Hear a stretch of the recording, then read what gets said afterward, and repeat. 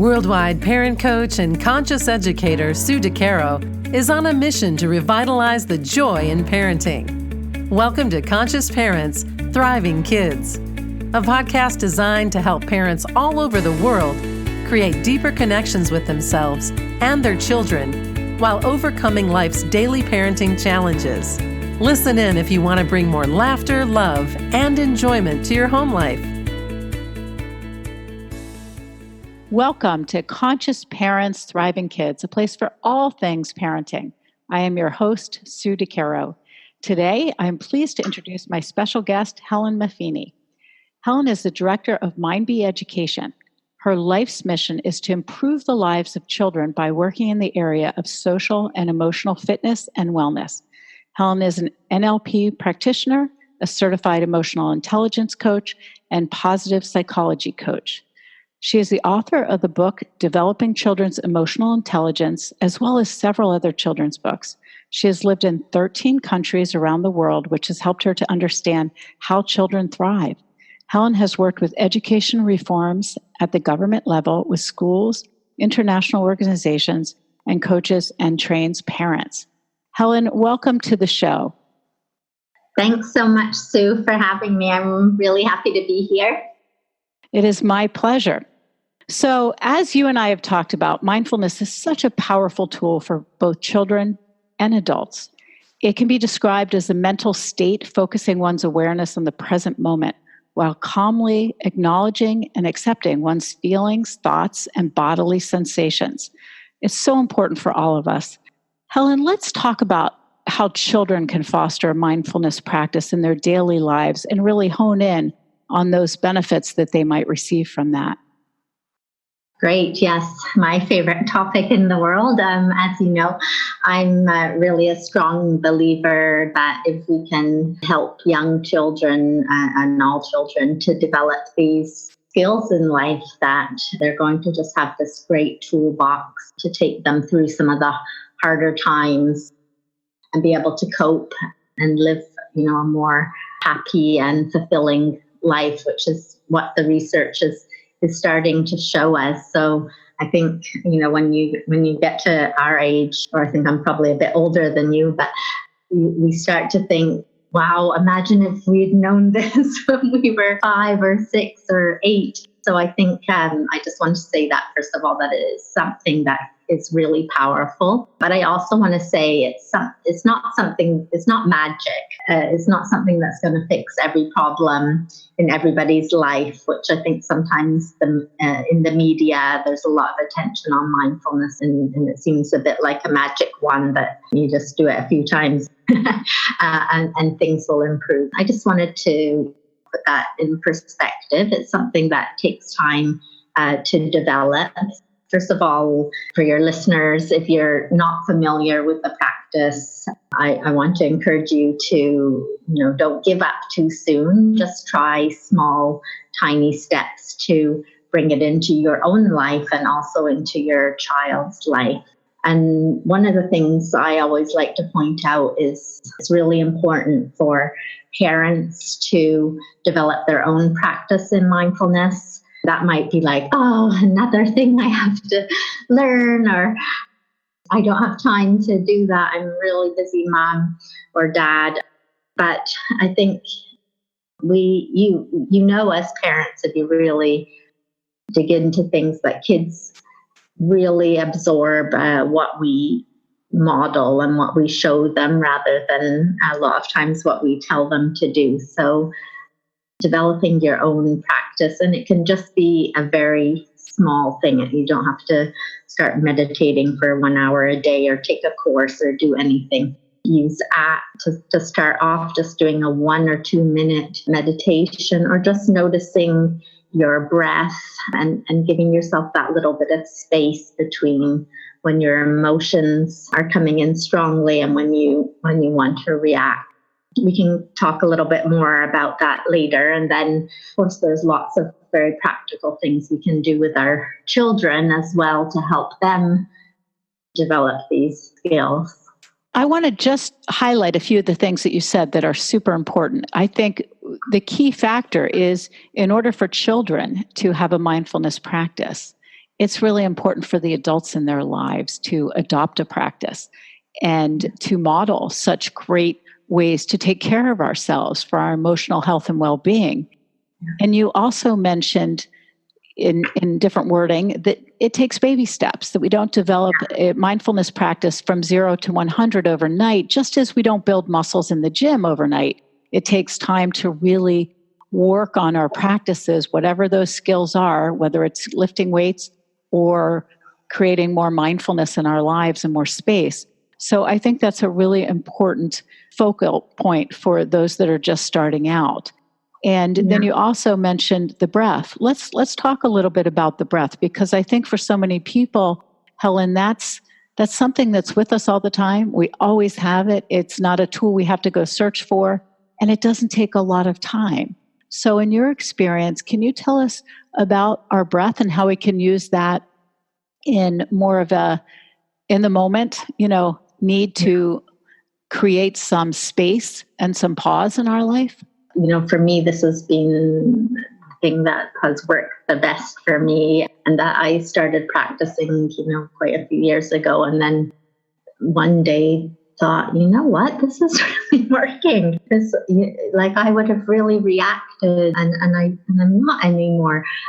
So not to say that you're not going to, we all still lose it sometimes. We all still have those moments. I like to interview all kinds of people, and it doesn't matter who they are, what kind of expert they are, they all still say that they lose it sometimes. So it's less frequent, and we can use this tool that's with us.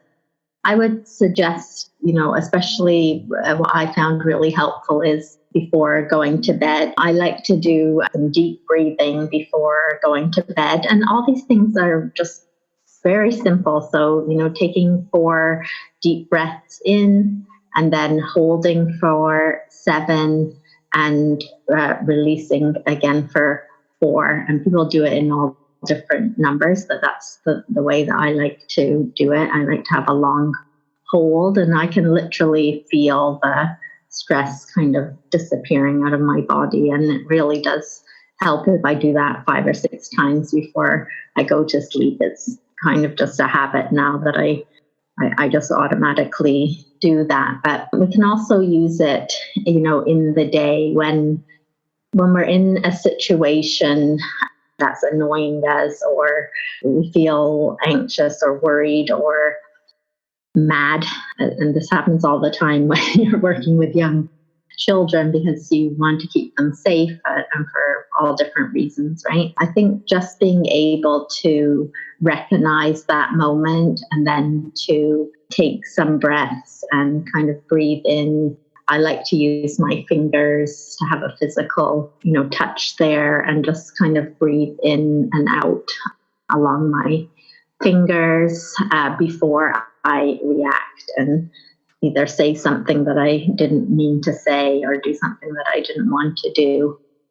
So it kind of just brings that little moment into your awareness, and it gets easier as you do it. And it does not always work, I'll tell you that, but it is a great way to put a little distance between yourself and the situation so that you can react in a way that's more helpful rather than joining in with whatever it is that you are not liking. Sometimes, if a child's getting angry, you getting angry back does not actually help the situation. So it's a way to kind of create that little bit of distance before you push the child in a way that might be more helpful. I think that's beautiful. And in the work that I do worldwide, we talk a lot about it creates a pause in our overreaction, our knee-jerk reaction, our emotional reaction, and gives us the opportunity to become intentional in our reaction by just giving yourself those few seconds to take a breath. And the thing I love about this is it shows our children, as they're exploding perhaps or having a tough time, that we don't join them. We're breathing, we're stopping. And they're not going to do it if we tell them to do it. Hey, stop, take a deep breath with me. But when they see us quiet and breathing. They might later say, "What were you doing?" Ask some questions that gives us more of an opportunity to share with them and teach them a skill because they've asked, as opposed to share with them, "You should do this when you get upset." And it will really help you to just focus on your breath. And then when they get upset, we're yelling at them, "Breathe, breathe, breathe." And in my experience with parents worldwide, that doesn't really help because the kid doesn't want to hear breathe, breathe, breathe when they're upset. They're breathing in their own way, but they're also angry. So that doesn't teach them in the emotional moment. The breath is one I use too, Helen. I'm a big fan of, I take 3 breaths and equal in and out, 3 long, deep breaths in and out. And it does let out the stress, the frustration, the anxiety, the fear, whatever that feeling is. And I think it's something that's with us all the time. So if you're driving down the highway and the car in front of you does something awkward and it stresses you out, or the traffic is really heavy and you hate traffic, then it gives you an opportunity to develop a new focal point that doesn't take you away from your driving skills, but relaxes you in a different way. And if our children could gain these things through the parental modeling, through our schools taking part in this, and just enhancing the realm of what they interact with in terms of these modeling opportunities of mindfulness. So when you see schools, Helen, I'm curious as to what you see them teaching children, or what you'd like to see them teaching children in terms of a few mindfulness practice. What are your favorite go-to mindfulness practices through schools? I work with quite a few schools, and the area that I do the most work with is in early childhood, children as young as 2 and up to 6. And I do work in primary schools as well. But I really love the idea of very young children kind of being exposed to different things. So what I've seen, and I have a curriculum as well for young children, and what we do in there is bring in aspects of being kind to ourselves and being kind to others. And we do that by showing pictures and talking about what kindness looks like, reading storybooks, and then planting a kindness tree in your classroom and getting kids to notice when other kids are kind, or when their parents are kind, or a teacher is kind. And you can build up this kind of tree, and really people start to notice it, and it changes the culture of the class and the school when everybody's looking for kindness and they do find it. So that's one of the things that I really love to do to kind of start off, because it's something that's easy to understand for young kids, and they start to really start searching. But we also like to do lots of fun breath work, and to bring it in all these things just really simply. It doesn't have to be a big formal thing, but for example, when if you're in a preschool and it's circle time, getting something called the Hoberman sphere, which is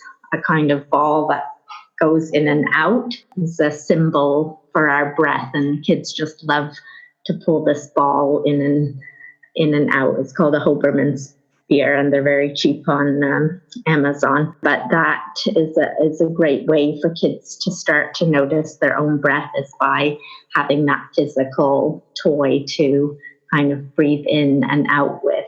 Other things we do are using bubbles, to breathe in and out, and noticing if you breathe out more deeply, you're going to get a big bubble. If you breathe out very quickly, you're going to get lots of small bubbles. So it's just about building that kind of awareness of the breath. And then there's all kinds of fun ways to teach children about their breath, like, pretending to smell a flower and then blow a dandelion, or if you have a cup of hot chocolate and, breathing in that hot chocolate and then cooling it down by blowing out. So I always encourage people to keep things very short and fun, and just bring them into little moments throughout the day, not making this a great big, 1 hour lesson where kids have to sit and breathe and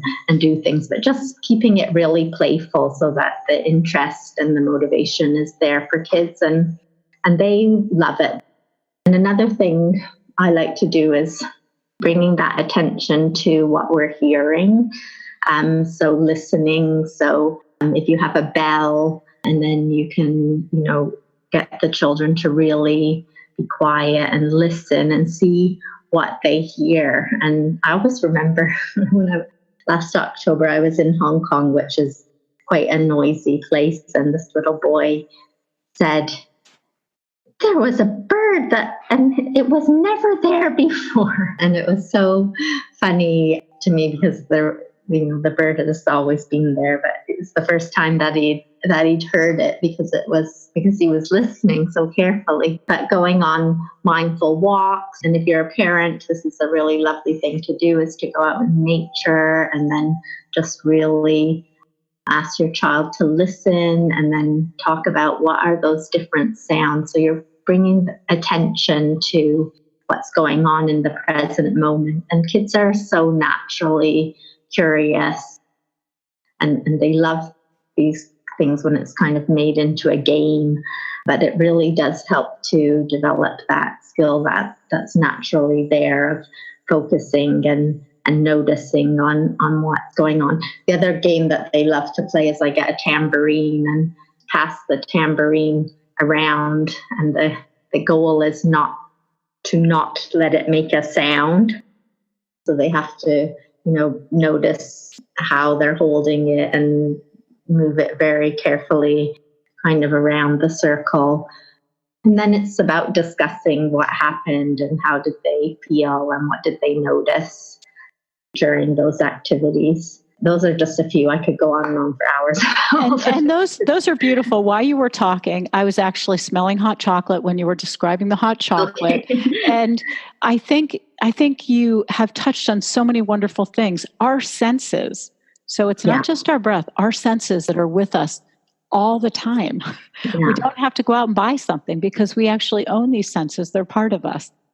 Can really foster such a beautiful mindfulness practice by tapping into them, by listening, by touching, by smelling. All of these things give us the opportunity to experience the present moment, to experience more awareness in that mental state, and to really create calmness in our bodies, minds, and souls when we are not feeling so calm, or just throughout our day as a regular practice, like we talked about in terms of building these muscles. And I think you've talked a lot about young children, and I think those who are listening who have older children who have not yet learned some of these skills, utilizing the senses in a way that serves them. So it may not be the hot chocolate, or perhaps it is, but it's really bringing a conversation around to what they can smell in that moment. If you're out on a camping trip, all observing together what you see, what you hear, how it feels. If you are taking a walk, just as you do with little children, you can do the same thing with big children, big people, adult children or young adults, and really ask them what they see, what they hear. Or you can point out yourself how beautiful the sky is. I'm a big sunset fan, so I am always admiring the sunset, and I feel like it takes me away from anything and everything. It's like a huge escape in a very calming way. I think the one thing I would love to kind of wrap up around is, let's just briefly talk about how these mindfulness practices, whether it's, as simple as our breath or more involved with, using a ball or using a tambourine or anything else. Let's just name a few things that are long-term benefits of these practices. Helen, if you wouldn't mind sharing it with us. Just to comment on what you said, and I mean, exactly the senses are so important. That includes mindful eating as well, which we have a lot of obesity problems everywhere now because of people eating mindlessly. So that's another sense. That's a great one to bring in and really take the time to notice those flavors and think about where the food has come from and things like that.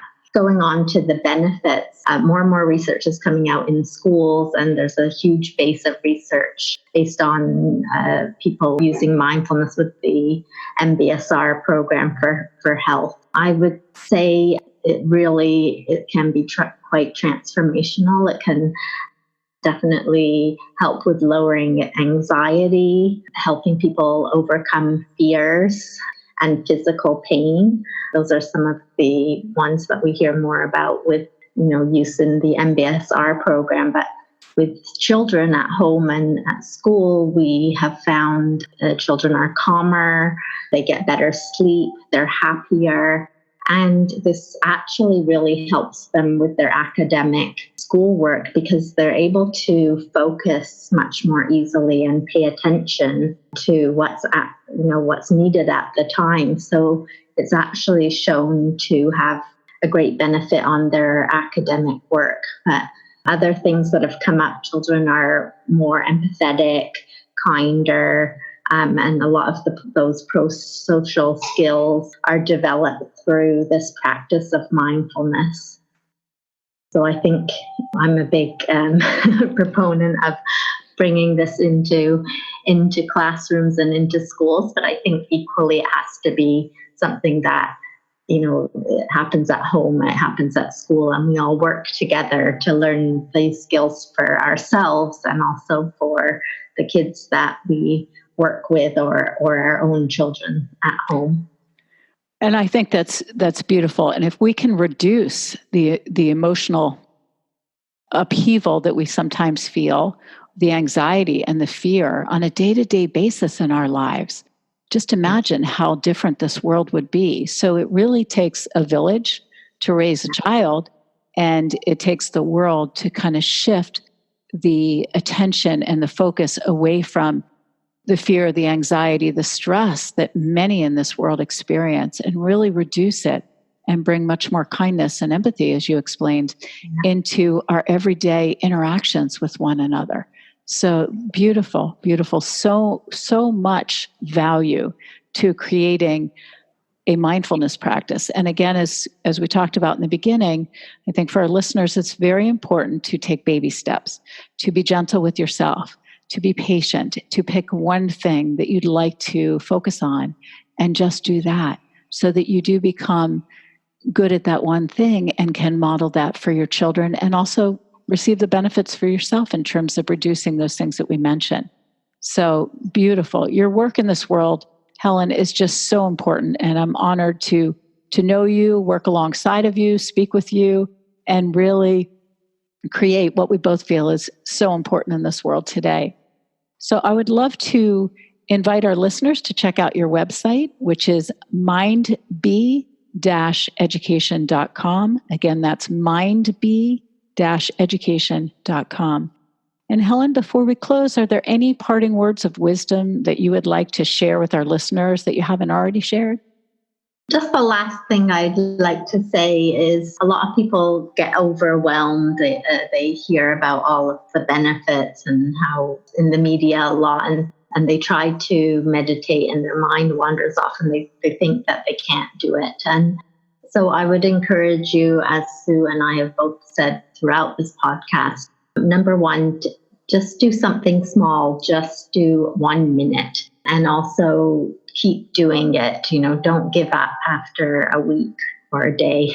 Just find that 1 minute. It takes time to create the habit and for the pathways in your brain to change. But I think if you can, start with a minute and then build up to 2 minutes, that's what's going to be helpful and work for you, rather than trying to say, I'm going to start with 30 minutes every Monday and then get distracted or feel unhappy that you couldn't manage that amount of time. So really those baby steps, I think, are so important. And the last thing I want to say is to be compassionate with yourselves. Parents especially, we beat ourselves up and think we could have done better, and why didn't I do this, and why did I say that? We're all doing the best with what we've got. And if you miss a day or you did, something, it's okay. It's you need to forgive yourself and move on, and then just restart that practice again, because it does take a little bit of time, but doesn't take that much time. So you should start to see a difference in benefits, I would say, within 2 or 3 weeks of doing that very short practice. So I hope that helps. And I just want to say thank you to Sue for this podcast and for inviting me on and for all the work that you're doing as well, which is really amazing. Thank you, Helen. I appreciate it. I appreciate you being here. It's been an honor and a pleasure. Thank you for joining us. Remember, every moment is a new moment for conscious connections. Thanks for listening to Conscious Parents, Thriving Kids. If you like what you heard, please subscribe, rate, and review at iTunes or wherever you listen in. And be sure to visit DeCaroParentCoaching.com for a free download of 10 ways to connect with your child.